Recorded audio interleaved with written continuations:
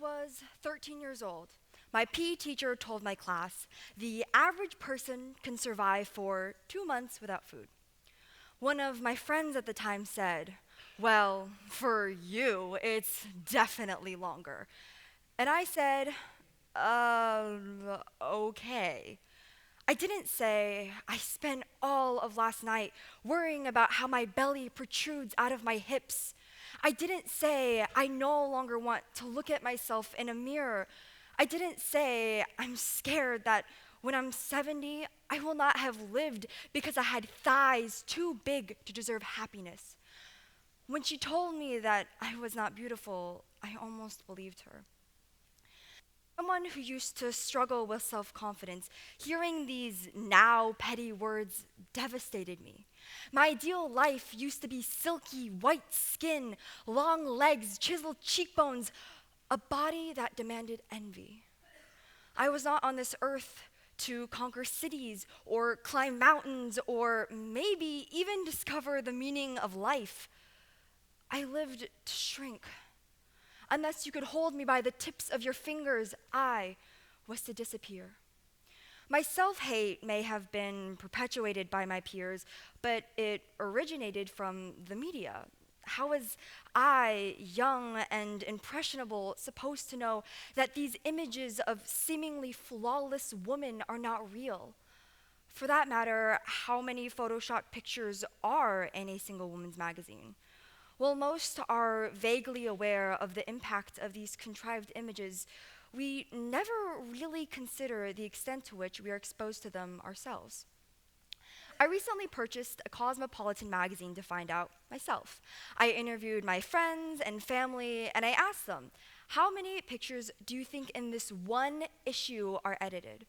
I counted advertisements, celebrity features, makeup tutorials, any photo of a person that seemed to be retouched.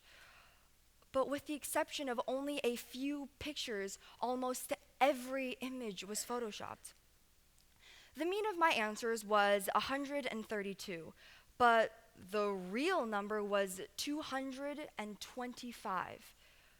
We are told not to believe the media, yet that is our reality, our society, our lens.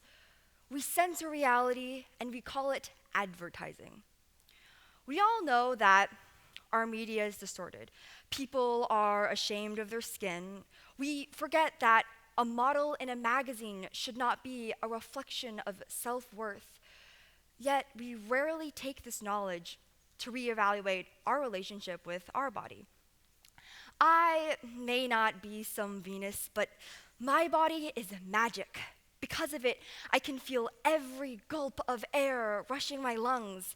I can dance, not well, but with all the shameless pride the world has to offer.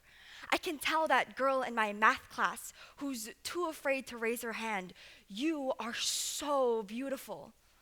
Although these false expectations torment women, they can also hurt men. Masculinity demands bulging muscles. Maybe if my arms are strong enough, I can pick up my insecurities and hurl them into space. Men are chugging protein shakes one day and injecting steroids the next day. This is not bulking up. This is destroying your body for a single standard of beauty.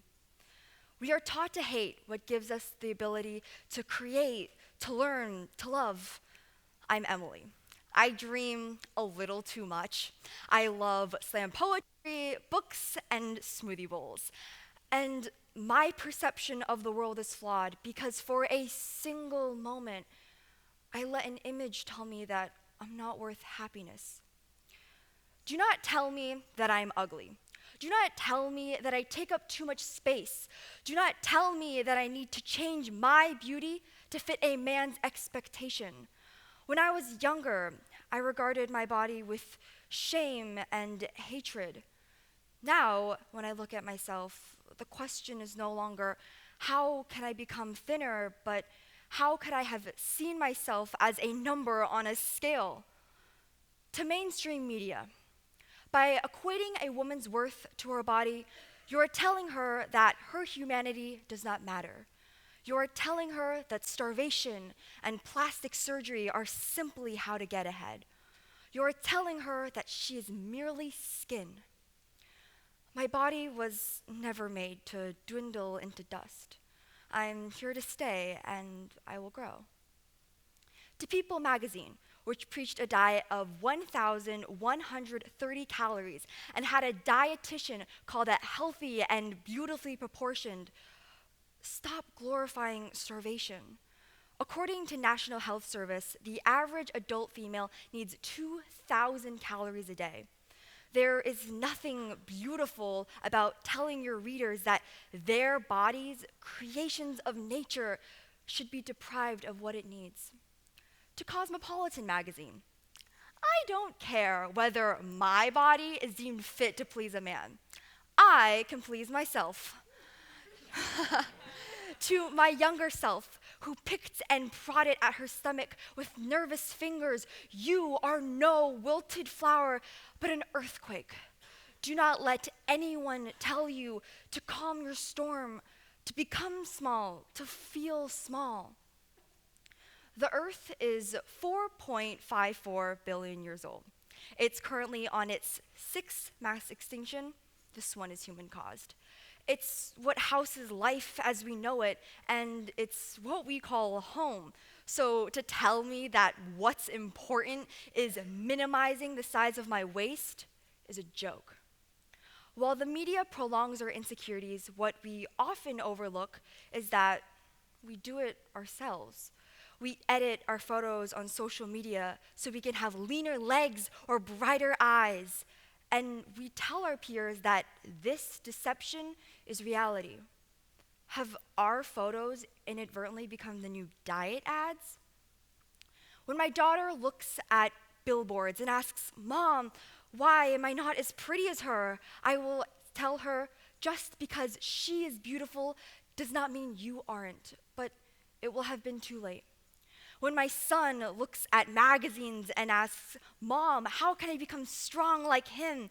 I will answer, "Look for strength within," but it will have been too late. For my future child, my friends with big smiles and pure hearts, my younger self, it will have been too late. I was 12 years old when I Googled model diet and fitness. And I am surprisingly ashamed to admit this, but why? I'm not the first who wanted skin not her own, and I certainly won't be the last. You could tell me that I was a warm sunset, that I was a force of nature, that I was more than just a number, but all I could see were imperfections. Now, when I look at myself, I see someone who has passion, who will never slip through the cracks, who exists for herself, who has a dream and the drive to chase after it, who is beautiful.